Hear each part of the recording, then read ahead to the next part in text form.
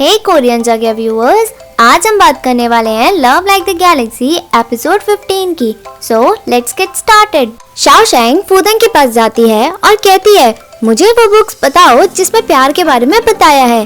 फूदेंग कहता है कि आपकी शादी नहीं हुई है, इसीलिए वो बुक्स पढ़ना आपके लिए बिल्कुल भी सही नहीं है। शाओशैंग कहती है मैंने जो कहा है वो करो, नहीं तो मैं लियांग फैंग को बता दूंगी कि तुमने मेरी बात नहीं मानी। फिर देखते हैं कि वो तुम्हारा क्या करती है। फूदेंग मना करता है और कहता है कि आप जैसा कहोगी मैं वैसा ही करूँगा, बट लियांग फैंग के सामने आप मेरी तारीफ कर देना।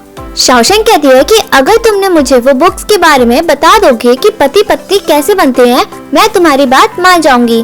शाओशैंग मुस्कुराती है। शाओशैंग सारी बुक्स अपने कमरे में लेकर आती है और उसे पढ़ती है। वो सोचती है कि फूदेंग को इतनी बेकार किताबें कहाँ से मिल गयी।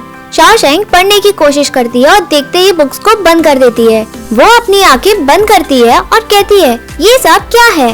तभी शाओशैंग को लुयाओ की आवाज आती है। शाओशैंग डर जाती है और कहती है तुम यहाँ क्या कर रहे हो, तुमने तो मुझे डरा ही दिया था। लुयाओ कहता है कि फूदेंग ने उसे बताया कि तुम बहुत पढ़ाई कर रही हो, इसलिए मैं तुम्हारे लिए वाइन लाया हूँ।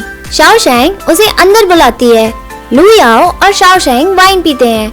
तभी लुयाओ उन बुक्स को खोलने की कोशिश करता है, पर शाओशैंग उसे रोकती है। लुयाओ पूछता है तुम डर क्यों रही हो। शाओशैंग पूछती है कि तुमने बुक्स देख ली क्या। लुयाओ हाँ करता है। शाओशैंग हैरान हो जाती है। लुयाओ कहता है कि हम मैन इन सब चीजों को हमेशा देखते हैं। शाओशैंग उसे रोक देती है और कहती है कि उसने कभी सोचा नहीं था कि तुम जैसे मैन इस तरह की गंदी बात करते हो।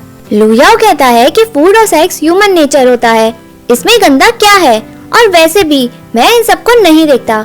शाओशैंग कहती है अच्छा, क्यों ना हम इन सबको एक साथ पढ़े। लुयाओ मानता है और दोनों पढ़ते हैं। शाओशैंग उस बुक्स को फेंकती है और कहती है ये सब बकवास पेंटिंग है। अगर मुझे अपने पति से प्यार होगा तो मैं उसे अच्छे से खुश करूंगी। इन सभी बुक्स में अच्छी बातें क्यों नहीं लिखी गई हैं? लुयाओ कहता है कि पुरानी बुक्स में ये सब अच्छा लिखा था, बट आजकल की वुमेन बोल्ड और केपेबल हैं, वो अच्छे अचीवमेंट कर लेती हैं। शाओशैंग कहती है कि ये बुक्स में एडिक्टेड टू लव है, जिसे पढ़कर वुमेन बिगड़ जाएंगी। मेरे लिए तो वो सच्चा प्यार है जिसके साथ मैं हमेशा बराबर से चलूं। वो लुयाओ से ऐसा बनने के लिए कहती है। लुयाओ मानता है और कहता है प्यार में दो लोग एक साथ मिल जाते हैं। लुयाओ इसी बात पे टोस्ट करने को कहता है और दोनों ड्रिंक करते हैं। लुयाओ शाओशैंग से पूछता है कि अगर मैडम चैंग हमारी शादी के खिलाफ रही, क्या फिर भी तुम उसके साथ रहोगी? शाओशैंग उसे चिंता करने के लिए मना करती है और कहती है मैं तुम्हारे साथ कंधे से कंधा मिलाकर चलूंगी, बट अभी हमें ये सोचना चाहिए कि हम एक दूसरे को डेट कैसे करें। लुयाओ कहता है कि हम एक दूसरे को डेट ही तो कर रहे हैं। शाओशैंग कहती है तुम सही कह रहे हो, हम इन बुक्स को पढ़ने की कोई जरूरत नहीं है, हम अपनी कहानी खुद ही लिखेंगे ताकि लोग हमसे सीखें। लुयाओ एग्री करता है। शाओशैंग सभी बुक्स को फेंकती है और दोनों ड्रिंक करते हैं। यहाँ शुनुआ शाओयुआनी को बताती है कि अगर मैं बड़ों की बात मानकर वांग फुई से शादी कर लेती तो आज मैं कंफर्टेबल लाइफ नहीं जी रही होती।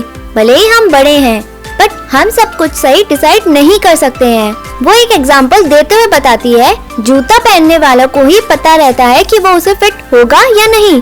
ये तो आप भी जानती हो कि कंफर्टेबल लाइफ किसके साथ जिया जाता है। शाओयुआनी कहती है कि मुझे इस मैटर में दखल नहीं देना चाहिए क्या? शिनुआ कहती है कि आप लुयाओ से सेटिस्फाइड नहीं हो। जब उसने सुना कि आपने गुस्से में खाना नहीं खाया तो सभी फूड वैरायटी आपके लिए उसने भिजवा दिए। भले ही आप चूजी हो, वो फिर भी ढूंढ कर लेकर आया सिर्फ आपके लिए। इतना काफी नहीं है क्या? शाओयुआनी लुयाओ के एथिक्स की तारीफ करती है, बट उसकी फैमिली सिचुएशन के बारे में बताती है कि हम शाओशैंग को डेंजर सिचुएशन में नहीं डालेंगे। शिनुआ कहती है कि आप फ्यूचर में इस रिश्ते को एक्सेप्ट कर लेंगी क्योंकि शाओशैंग अलग है, वो शादी के बाद मिलजुल कर रहेंगे। शाओयुआनी शांत रहती है और कहती है कि अगर चेंगयांग के लिए लू फैमिली जैसा हाई स्टेटस नहीं मिला तो जी फैमिली उसे कंप्लेन करेगी। वैसे भी चेंगयांग बड़ी है, उसकी शादी पहले होनी चाहिए। अगर शाओशैंग ने पहले शादी कर ली, लोग बात बनाएंगे। शिनुआ कहती है कि आप हमेशा रूल्स को फॉलो करती हो। शाओशैंग और चेंगयांग की डिफरेंट क्वालिटीज हैं, उनका कंपैरिजन करना बिल्कुल भी ठीक नहीं है। दोनों शादी के बाद फ्यूचर में खुश ही रहेंगी। शाओयुआनी कहती है कि मुझे पटाने की जरूरत नहीं है, मैं इस शादी के लिए कभी हाँ नहीं कहूँगी। शुनुआ कहती है कि अगर आपको ये रिश्ता तोड़ना ही है तो इस बात को हर जगह कहना ठीक नहीं। लू फैमिली अच्छे स्टेटस से आती है। अगर ये बात फैल गई और सभी को पता चल गया तो लू फैमिली की बहुत बड़ी बेइज्जती हो जाएगी। फिर क्या लू फैमिली ही फैमिली की तरह शांत रहेंगे? आप खुद ही डिसाइड करो या आप मेरा आइडिया मान लो। शाओयुआनी कहती है बताओ आइडिया। शुनुआ कहती है कि मैन और वुमेन के बीच में भले ही प्यार ना हो, बट अगर उनके पेरेंट्स उनके खिलाफ होंगे उन्हें अनफॉर्चुनेट और इनसेपरेबल फील होगा। अगर आपको शाओशेंग की ट्रू लव के बारे में जानना है तो आप उन्हें अकेला छोड़ दो। फिर देखते हैं कि वो क्या डिसाइड करती है। यहाँ लू याओ और शाओशेंग डेट पे जाते हैं। शाओशेंग सीनरी एंजॉय करती है और फ्लूट बजाती है। तभी मास्टर हुआंग फुई उन्हें देखता है और कहता है कि तुम अच्छा फ्लूट बजा लेती हो। वो पूछता है क्या तुम शुनुआ की नीस हो? शाओशेंग कैरेज से उतरती है। शाओशेंग अपने आप को इंट्रोड्यूस करती है। वो उससे पूछती है कि आप मेरी थर्ड आंट को कैसे जानते हो? वो अपना नाम हुआंग फुई बताता है और उसे थैंक्स बोलता है कि तुमने मेरा मैसेज पास ऑन किया शुनुआ को। शाओशेंग समझती है कि यह वही पर्सन है जिसने थर्ड आंट को मैसेज भेजा था। वो कहता है कि उसने सुना था कि तुम्हारी आंट इंजर हो गई थी, इसलिए उसने ये कैरेज उसे गिफ्ट में दी थी। बट मैंने सोचा नहीं था कि तुम्हारे अंकल ये कैरेज तुम्हें दे देंगे। शाओशेंग बताती है कि ये कैरेज उसकी आंट ने उसे दिया है। आपको उनकी चिंता करने की कोई भी जरूरत नहीं है। अंकल उनका अच्छे से ख्याल रखते हैं। अगर कोई बात ना हो क्या हम जा सकते हैं? तभी वहाँ बादल गरजते हैं। शाओशेंग कहती है कि उसे लगता है कि कहीं बारिश ना हो जाए। वो याओ से कहती है कहीं रुकने के लिए। वांग फुई उसे रुकने का रास्ता बताता है। वो कहता है कि भले ही तुम्हारी आंट से बात नहीं कर पाया हूँ, बट तुमसे बात करके उसे अच्छा लगा। शाओशेंग कहती है कि उसका मन नहीं है जाने का, बट बारिश होने वाली है और कोई चॉइस नहीं है उसके पास। तभी वो यार्ड में चलने को कहता है। लू याओ कहता है कि अगर हम जल्दी से यहाँ से चलेंगे तो हम घर जल्दी पहुँच जाएंगे। शाओशेंग कहती है कि आंट मुझे अपने पास्ट के बारे में नहीं बताना चाहती, इसलिए वो इस अपॉर्चुनिटी को मिस नहीं करना चाहती है। यहाँ बुई गेम खेलता है। तभी वहाँ सभी पहुँचते हैं। हुआंग फुई बताता है कि ये लिंग बुई हैं। ये इंजर हो गए थे इसलिए वो यहाँ रेस्ट कर रहे हैं। शाओशेंग बुई से पूछती है कि अब आप ठीक हो? लू याओ वहाँ सभी को बताता है कि उसकी शादी शाओशेंग से फिक्स हो गई है। वो अब आप सबकी भाभी है। तभी कुकी के हाथ से चाय गिर जाती है। बुई उसे नई चाय लाने को कहता है। युआनशान कहता है कि अभी 2 महीने के अंदर ही तुम शादी कर रही हो। वो उसे कांग्रेचुलेशन करता है। शाओशेंग उसको एक्सेप्ट कर लेती है। तभी एकदम से बारिश की गड़गड़ाहट होती है। शाओशेंग डर जाती है। लू याओ अपने दोनों हाथ शाओशेंग के कानों के पास लगाता है ताकि वो डरे ना। बुई और युआनशान उन दोनों को देखते हैं। शाओशेंग मुस्कुराती है। मास्टर हुआंग फुई कहता है कि बारिश बहुत तेज है, हमें यार्ड में चलना चाहिए। बुई इसे छोटी सी बारिश बताता है। वो शाओशेंग को अपना कैरेज देने की बात करता है क्योंकि वो उसके कैरेज में भीगेगी नहीं। वो बारिश में भीगने के लिए मना करता है, नहीं तो दोबारा तबीयत खराब हो जाएगी। शाओशेंग लू याओ को देखती है। बुई कहता है कि उसके पास रेनकोट और स्विफ्ट हॉर्स है। वो लू याओ को साथ में चलने को कहता है। लू याओ मान जाता है और शाओशेंग को कहता है कि तुम चलो मैं आता हूँ। शाओशेंग लू याओ को जल्दी से आने के लिए कहती है। कुकी उसे चलने को कहता है। शाओशेंग बुई को थैंक यू बोलती है और वहाँ से चली जाती है। बुई की कैरेज में शाओशेंग कपड़ा, तीर और शाओशेंग स्ट्रिंग को देखती है। उसने बुई की जब हेल्प की थी उसे वो सब कुछ याद आ जाता है। फाइनली शाओशेंग यार्ड में पहुँच जाती है। बुई उसकी हेल्प करता है। बुई शाओशेंग को बताता है कि ये यार्ड पुराने डायनेस्टी के क्राफ्टमैन ने बनाया है। अगर वो चाहे तो वो यार्ड दिखा देगा। शाओशेंग उससे पूछती है कि हुआ काउंटी यहाँ से कितनी दूर है। बुई कहता है कि बारिश बहुत तेज है, अगर हम यहाँ से भागते हुए भी जाएंगे तब तक गेट बंद हो जाएंगे। वो उसे वहीं रुकने की सलाह देता है और कहता है कि मैंने मजिस्ट्रेट चैंग को आपके बारे में इन्फॉर्म कर दिया है, आपको चिंता करने की कोई भी जरूरत नहीं है। शाओशेंग उसे दोबारा थैंक्स बोलती है। बुई कहता है कि आप बारिश में भीग गई हैं। अंदर जाके उसे चेंज करवाने को कहता है। शाओशेंग कहती है वो लू याओ को वेट कर रही है। बुई कहता है वो लू याओ को देख लेगा, आप अंदर चले जाएं। शाओशेंग अंदर चली जाती है। लू याओ वहाँ पहुँचता है। युआन शेन उसे दोबारा शादी करने का ताना मारता है और कहता है तुम्हारा भाई और मैं दोनों एक साथ क्लासमेट थे, वो आज उसे सभी पढ़ाई करवाएगा जो उसने ड्रॉप किया है। वही पढ़ने की जगह बता देता है। लू याओ एक जगह पढ़ता है। युआन शेन कहता है कि 1 घंटा हो चुका है, अब तुम्हारा टेस्ट ले लेना चाहिए। अगर तुम ध्यान से पढ़ोगे तो डरने की कोई जरूरत नहीं है। लू याओ टेस्ट देने को एग्री करता है।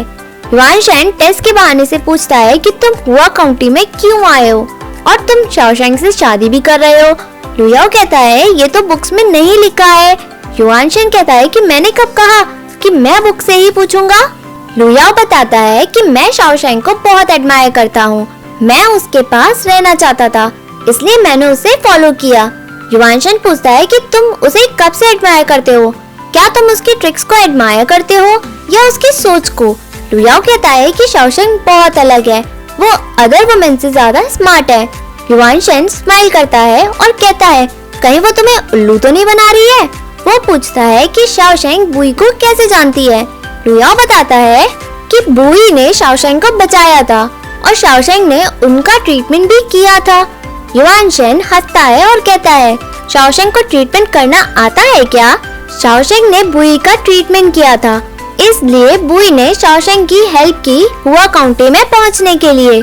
लू याओ कहता है कि आप शाओशेंग को गलत समझ रहे हैं, क्या उसने आपको नाराज किया है, वो इतनी भी बुरी नहीं है जैसा आप सोच रहे हैं। युआन शेन कहता है वो मुझे क्या नाराज करेगी, मैं तो उसे अच्छे से जानता भी नहीं हूँ, मैं तो तुम्हें आगाह कर रहा हूँ, कहीं वो तुम्हें उल्लू न बना दे। वैसे भी वुमेन के साथ डील करना आसान नहीं है, केयरफुल रहना कहीं तुम्हारी फैमिली की बेइज्जती न हो जाए। तभी कोई की वहाँ आता है और बताता है कि डिनर रेडी है, जनरल आपका वेट कर रहे हैं। शाओशेंग स्माइल करते हुए डिनर के लिए आती है। युआन शेन उठता है और दूसरी जगह बैठने को कहता है। शाओशेंग लू याओ से दूर बैठती है। यहाँ सभी एक दूसरे को टोस्ट देते हैं पीस और स्टेबिलिटी को लेकर।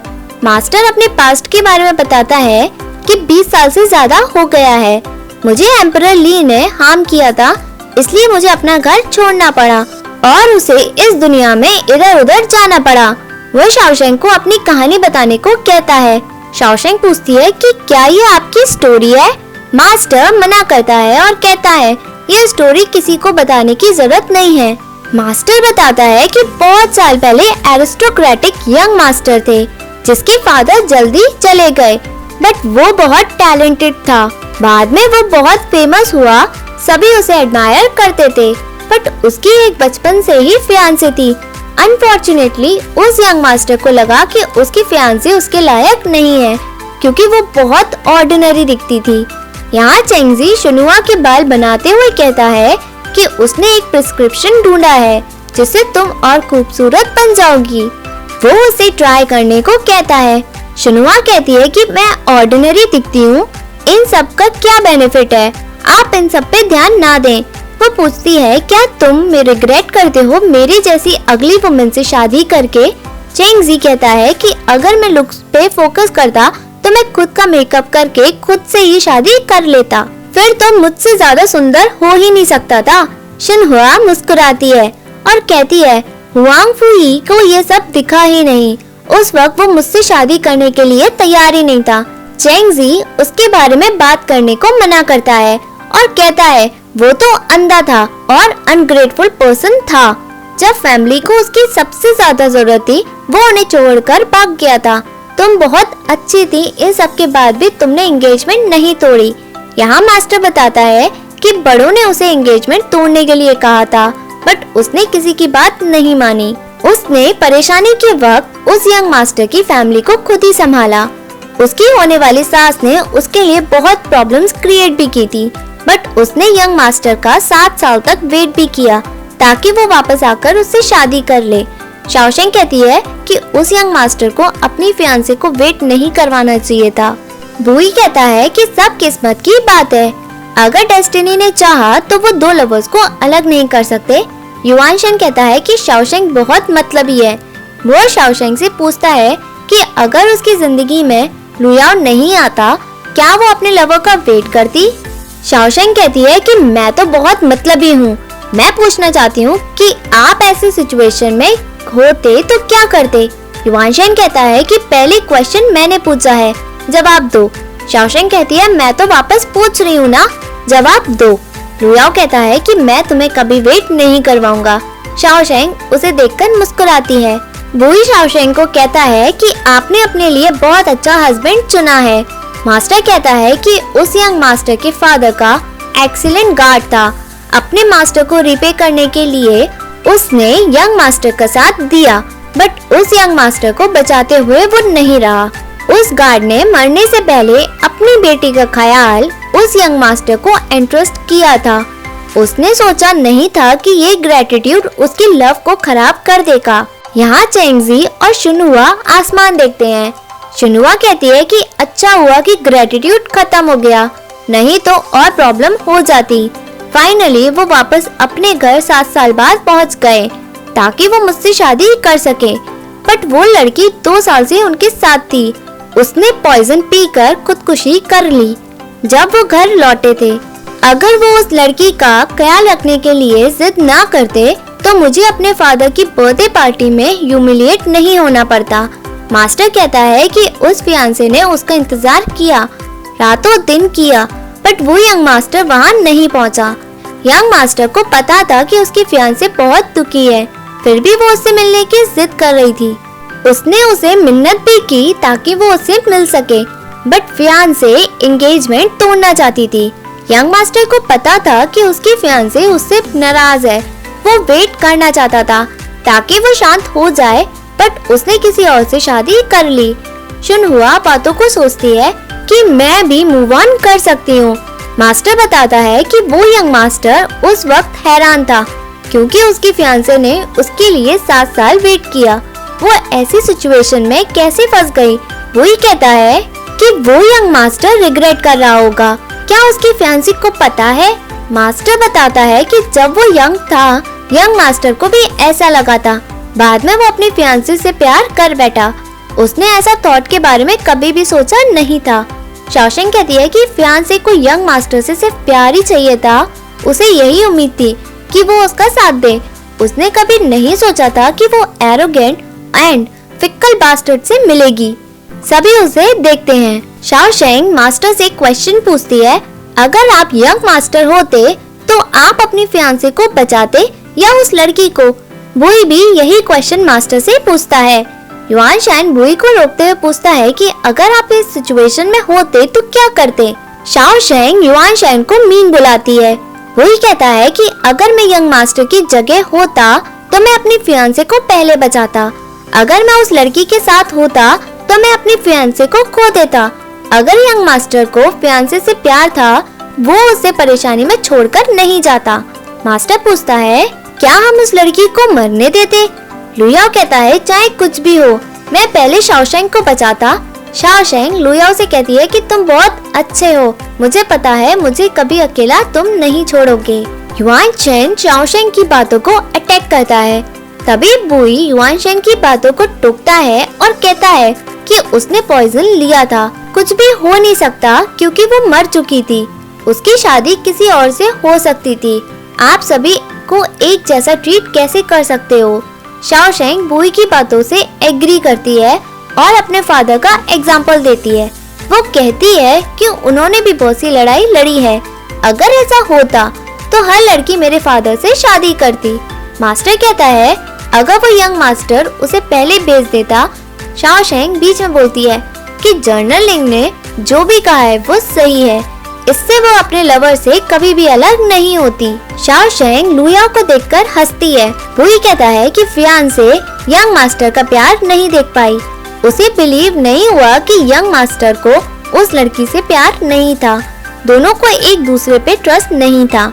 फियांसे ने शादी तोड़ी ताकि वो दोबारा ह्यूमिलिएट ना हो। शाओशेंग घूमती है। वो उसके सामने आता है और कहता है कि बाहर मत रहो, नहीं तो तुम्हारी तबीयत दोबारा खराब हो जाएगी। वो उसे कोट देता है। शाओशेंग मना करती है। वो ही कहता है कि फियांसे बहुत ब्रेव थी, उसने ऐसा डिसीजन लिया, वो भी बहुत सोच समझकर, ताकि वो फ्यूचर में रिग्रेट ना करे। क्या वो अब खुश है? शाओशेंग कहती है वो अब बहुत खुश है। वो ही कहता है जिंदगी बहुत बड़ी है, अगर आप सही इंसान को चुनते हो तभी सही होता है। वो उससे लुयाओ से शादी करने के बारे में सही डिसीजन पूछता है। तभी लुयाओ वहाँ आता है। शाओशेंग लुयाओ के पास चली जाती है। लुयाओ कहता है कि वो उसके लिए कोट लाया है ताकि उसे सर्दी ना लगे। वो ही अपने हाथों का कोट देखता है और वहाँ से चला जाता है और एपिसोड यहीं एंड होता है। Hey viewers, if you like this video, please like, share and subscribe this channel. Thank you.